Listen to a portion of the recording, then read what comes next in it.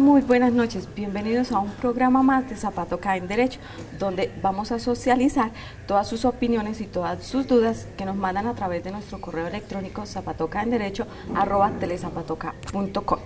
Esta noche nos acompaña el doctor Didier Augusto Rodríguez León, quien nos sacará de muchas duditas y de un tema muy importante para todos ustedes. Buenas noches, doctor Didier. Buenas noches, Jacqueline, y buenas noches a la comunidad de Zapatoca.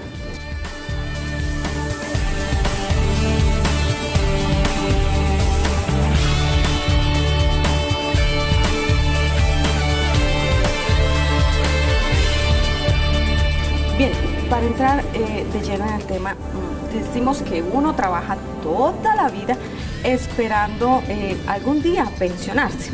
Bueno, eso pensamos algunos, de los 6 a los 9 millones, de los 19 millones de colombianos que trabajan. Hoy vamos a hablar precisamente de las nuevas disposiciones de las pensiones. Entonces empecemos con la primera pregunta, doctor Didier. Háblenos de la pensión familiar y en qué consiste. Bien, como usted lo indica, algo que ha sido tortuoso para los colombianos, que durante toda su vida han dedicado su tiempo al trabajo y que tienen como expectativa de recompensa, llamémoslo así en sentido literal, recibir esa retribución representada en la pensión. Sin embargo, hemos visto a diario lo tortuoso que esto es, esa súplica ante los fondos de pensiones, ante el anteriormente llamado Seguro Social y hoy Colpensiones, para efectos de obtener la pensión aun cuando se hayan cumplido con los requisitos. Y en muchas ocasiones los colombianos tienen que acudir a las acciones de tutela para que sea reconocido un derecho que ya se ha adquirido. Sin embargo, por la tramitología que todo esto implica, pues a veces ese derecho se ve afectado y los colombianos se ven en la obligación de utilizar la tutela.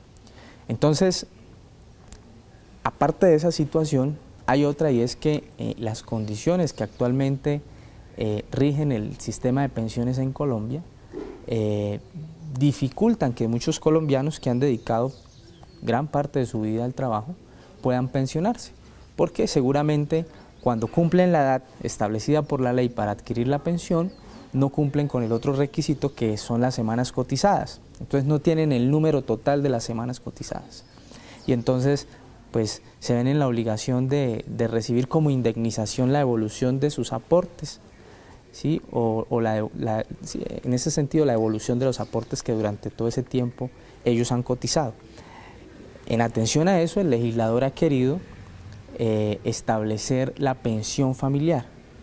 Esta pensión familiar tiene como fin la suma de esfuerzos entre los cónyuges y los compañeros permanentes cuando alguno de ellos no cumple con los requisitos para adquirir la pensión.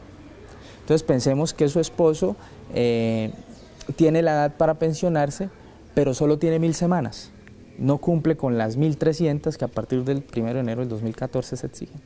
Entonces, en atención a esa situación, él puede unir esfuerzos con usted y completar esas semanas faltantes para adquirir esa pensión familiar.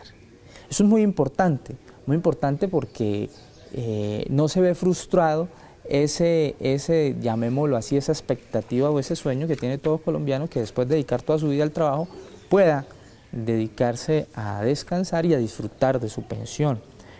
Pero el legislador como tal ha establecido una serie de requisitos. Entonces esos requisitos son los siguientes. Primero, que la relación de compañeros permanentes que viven en unión libre o los cónyuges lleve mínimo 5 años. Mínimo 5 años. Porque no puede pensarse, porque esto se presta también para que entonces, si a mí me hacen falta 300 semanas, entonces antes de pensionar voy y busco una persona que me permita cumplir el requisito y nos unimos en unión marital, hacemos la declaración extrajuicio y cumplimos. No. Entonces el legislador, en vista de esa situación, dice no, para que no se pierda la filosofía de la pensión familiar, esa pareja de esposos o esa pareja de compañeros permanentes tienen que tener por lo menos 5 años de casados o 5 años de convivencia, ¿cierto? 2, que antes de los 55 años de los dos, tanto del hombre como de la mujer, se hayan casado o haya iniciado esa relación que constituye la unión marital de hecho. Es decir, no puede la persona ya a sus 55 años, la mujer presta a pensionarse, decir, no, entonces voy a irme a convivir con una persona para adquirir, no. Debe ser antes de que alguno de los dos haya cumplido los 55 años, para que realmente no se pierda la filosofía de la pensión familiar y obedezca realmente a una suma de esfuerzos de una pareja que ha convivido durante toda su vida. Entonces, para resumir, 2 puntos importantes. Para que sea válida la pensión familiar, tienen que tener mínimo 5 años de convivencia, llámese esposos o compañeros permanentes. Y segundo, que esa relación de esposos o de compañeros permanentes haya iniciado antes de los 55 años de edad de cada uno de los dos. Con eso se suman las semanas cotizadas y se puede acceder al derecho de la pensión. En nuestro sistema colombiano, los requisitos para pensionarse en Colombia, las mujeres se pensionan a los 55 años y los hombres a los 60. Sin embargo, en una reforma que hubo por ahí en el año 2005, se estableció que a partir del 1 de enero del 2014, ahorita en unos 3 meses, 4 meses, las mujeres se van a pensionar a los 57 años, se aumentó en 2 años, y los hombres a los 62, ¿cierto? A partir del 1 de enero del 2014 son 2 años más, mujeres a los 57 y hombres a los 62. Y otra cosa adicional, las semanas cotizadas, que en el 2005 eran 1000, se fueron aumentando gradualmente cada año en 25 semanas, de manera que al 2014 son 1300 semanas. Entonces ese es el punto de partida, hombres 62, mujeres 57 y 1300 semanas cotizadas para adquirir el derecho a la pensión. Bueno, tocó seguir trabajando. Doctor Didier, si alguna de esas personas puede estar casado o no casado, en ese momento de convivir esos 5 años, fallece, claro, y eso ¿le corresponde la pensión o por no estar cotizando las 50 y tantas semanas no le corresponde? Claro, pensemos en el ejemplo en el que una pareja cumplió con los requisitos antes señalados, adquirió su pensión, pero pensemos que posterior a ello, alguno de los cónyuges o compañeros falleció.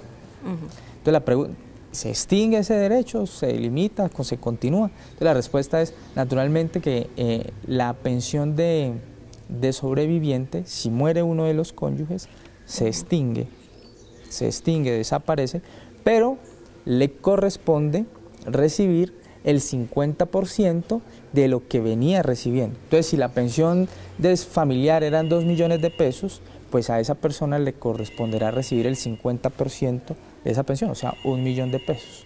Ahora, otro aspecto que hay que analizar es, en relación con la otra parte de la pensión, es respecto de los hijos. Si hay hijos menores de edad, si hay hijos mayores, pero menores de 25 y que están estudiando en una universidad, también tienen derecho a suceder esa pensión o ese 50% en relación con esa pensión.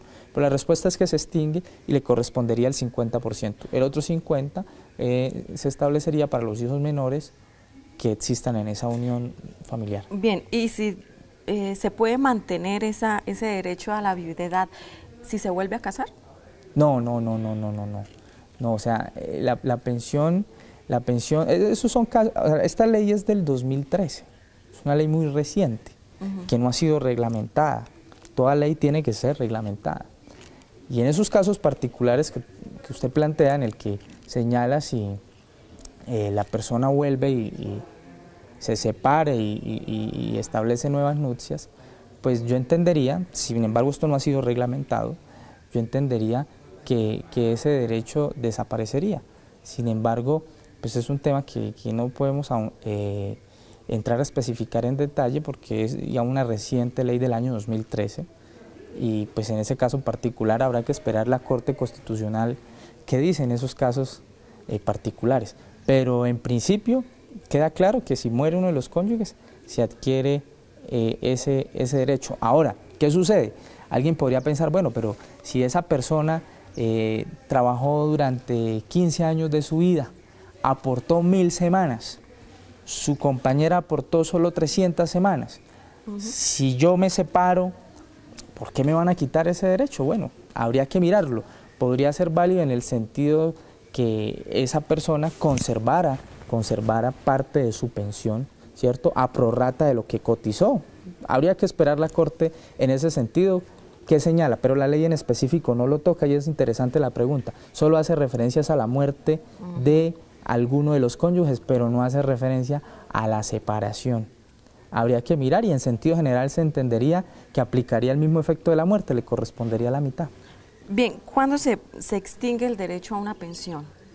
Bueno, si estamos hablando de la pensión familiar, pues ya quedó claro que al momento de la muerte de alguno de los cónyuges. Pero en las pensiones del común, pues primero cuando la persona muere, ¿cierto? Si la persona muere, pues finaliza ese derecho, pero hay una figura que se llama la pensión de sobreviviente. Es que esa pensión se traslada a su cónyuge o a sus menores hijos, ¿cierto? Pero en relación con el derecho como tal desaparece, solo que hay esa figura de la pensión de sobreviviente. Digamos que, y desaparecería en el momento, por ejemplo, en que sus hijos cumplan la mayoría de edad o en el momento en que la esposa muera. Ahí ya no se traslada a una tercera persona, quedaría ahí extinguida la pensión como tal. Bien, para terminar el tema de pensiones, doctor Didier, ¿por qué los senadores, congresistas, políticos, etcétera, tienen tan altas tasas de pensiones en cuanto a los gente del común? Bueno, pues alguien podría decir, bueno, pues porque ellos mismos hacen la ley, ¿cierto? Y ellos mismos establecen sus condiciones. Pero lo cierto es que la Corte en ese sentido ya se ha pronunciado y ha establecido que un tope y nadie puede ganar por encima de los 12, 13 millones de pesos en relación con las pensiones.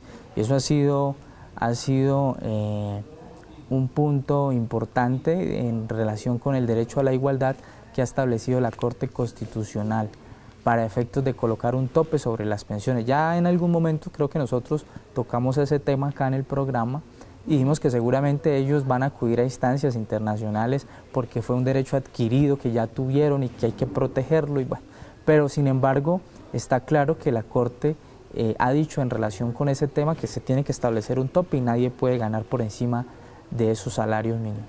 Ellos también cotizan las 1.300 semanas, para ellos también va la nueva ley, porque la gente del común nacemos, crecemos, pagamos impuestos y morimos y nos queda la pensión a muy largo plazo. Sí, claro. Ahora hay que entender que en nuestra legislación hay unos regímenes especiales, el caso de la policía, el caso de los docentes, ellos tienen unos regímenes especiales, incluso el caso de los docentes ellos tenían antes dos pensiones,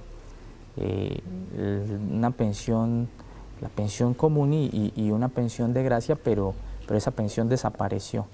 Entonces, cada sector en particular tiene un régimen especial.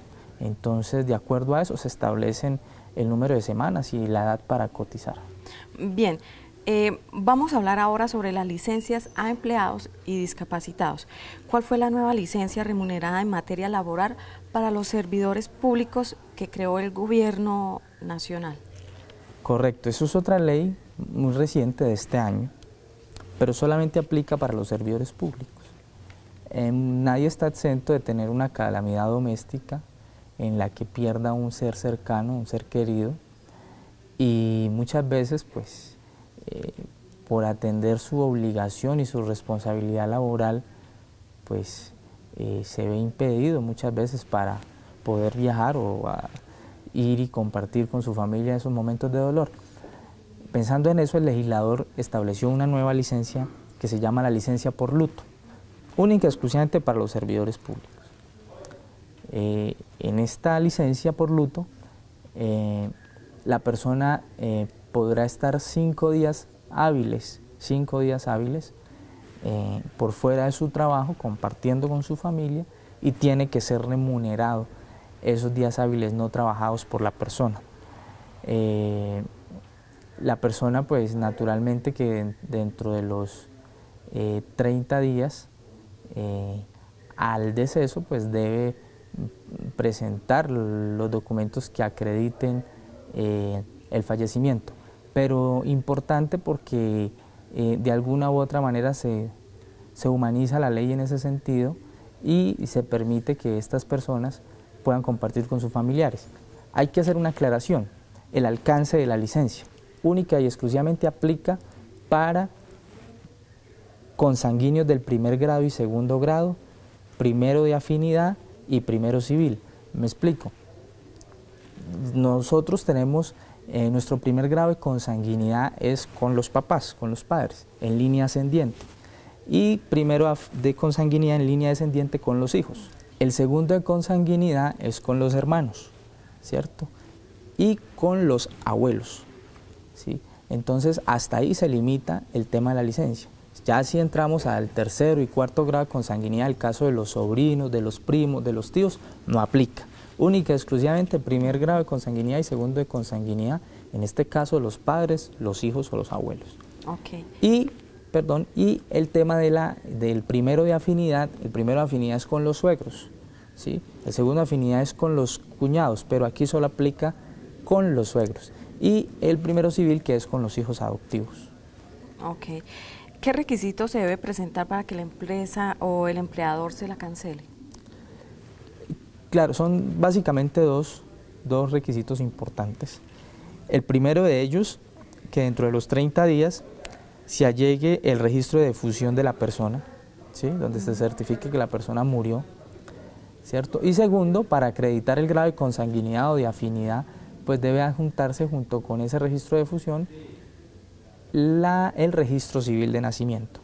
Con esos dos documentos se prueba el grado de consanguinidad o de afinidad y también se prueba que efectivamente existió el deceso. ¿Y para los que no son servidores públicos?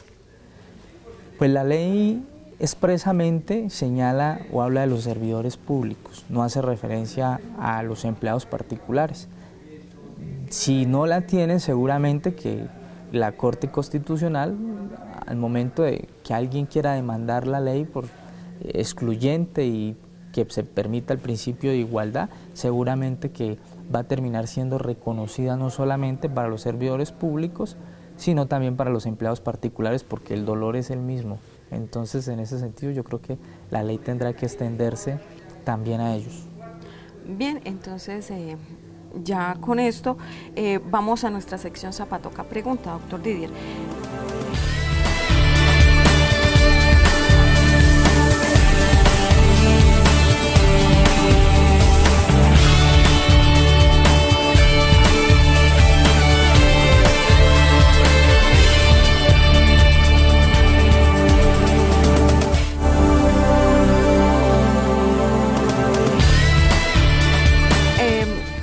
Y hay una pregunta muy interesante y me la envían y dice: ¿qué nuevas disposiciones legales en relación con los discapacitados el gobierno ha expedido? Bien, correcto. El gobierno nacional ha presentado un proyecto de ley aprobado en el Congreso de la República en el que se obliga a los entes territoriales, municipios, departamentos, a crear la política del discapacitado, la política pública de los discapacitados. Este es un sector bastante vulnerable, pero importante dentro de la sociedad. Yo escuchaba en días pasados, y muy cierta esa afirmación, que una discapacidad no es una dificultad, sino una oportunidad. Nosotros vemos a diario cómo estas personas dan lecciones de vida a quienes, pues gracias a Dios, contamos con nuestros 5 sentidos, nuestras extremidades, en fin. Y estas personas pues son un verdadero ejemplo de vida. Y en atención a eso, pues el gobierno nacional ha querido que en cada municipio, que en cada departamento se cree la política pública del discapacitado. ¿Y a qué le apunta esto? Le apunta a que haya igualdad de condiciones, igualdad de oportunidades, facilidad de acceso a los diferentes programas con los que cuenta la administración para este sector. Entonces, por eso nosotros vemos, y para una manera de dar un ejemplo, que se hacen las Olimpiadas Fides, ¿cierto? Donde también, o el tema de los Juegos Olímpicos, nosotros vemos que hay Juegos Olímpicos, pero también hay Juegos Paralímpicos. Entonces, a eso le apunta. Entonces, cuando ellos no puedan acceder a ciertas actividades, a través de esa política pública del discapacitado, se permita y se cree un mecanismo que permita que ellos también puedan participar. Pero para darle herramientas a esto, obliga a que las entidades territoriales a partir del 2014, dentro de su presupuesto, incluyan partidas para los discapacitados. Y dentro del plan de desarrollo, que ya estaríamos hablando para los próximos alcaldes, deben dentro de su plan de desarrollo incluir un programa que atienda a desarrollar esa política pública del discapacitado. Y naturalmente que si lo establece dentro de su plan de desarrollo, de igual forma deberá plasmarlo dentro de su presupuesto para poder materializarlo. En estos momentos acá en Zapatoca, ¿qué programas hay para los discapacitados?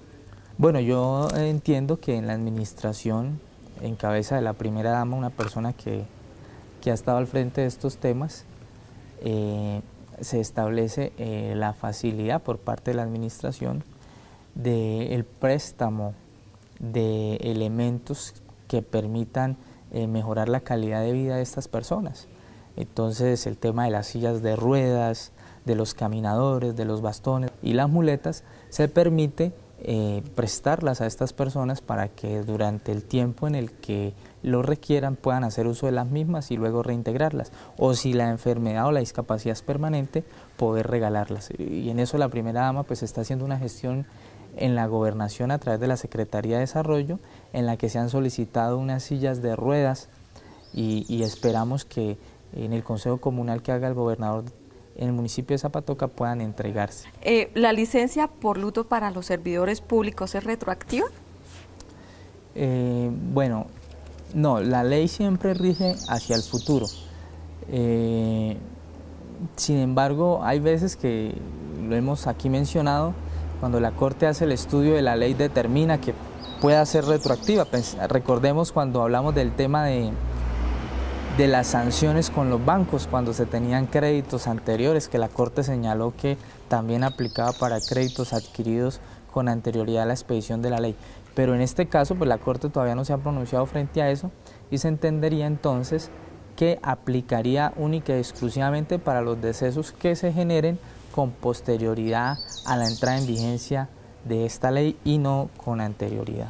Muchas gracias, doctor Didier, por acompañarnos esta noche. Muchas gracias a todos ustedes. Recuerde enviarnos todas sus preguntas a zapatocaenderecho@telezapatoca.com. Doctor Didier, buenas noches y despide usted el programa esta noche.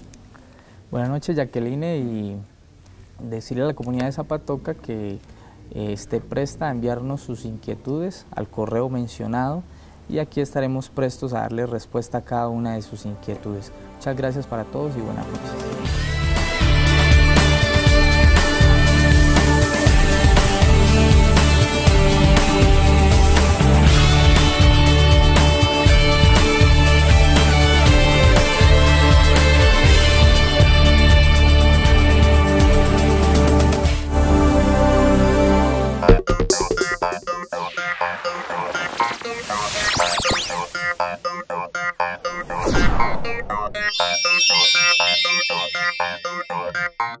Thank you.